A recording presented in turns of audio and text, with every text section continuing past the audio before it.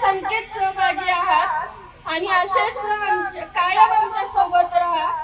आज ज्याप्रमाणे आमचे छत्र हिरावून घेतले, मला असं वाटतं की हे छत्र दुसरे कोणत्याही मुलामुलीचे किंवा जे आज आमच्या कुटुंबावर येते कोणत्याच कुटुंबावर येऊ नये।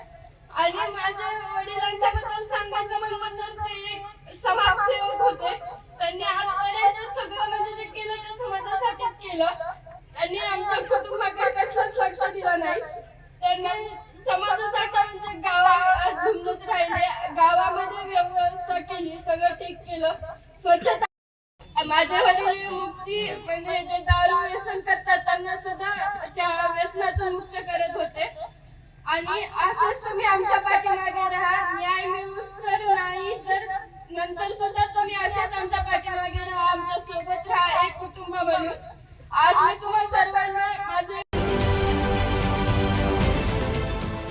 देश विदेशातील प्रत्येक घडामोडींचे लाईव्ह अपडेट मिळवण्यासाठी आता साम टीव्हीच्या सर्व सोशल मीडिया प्लॅटफॉर्मला लाईक, फॉलो आणि सबस्क्राईब करा।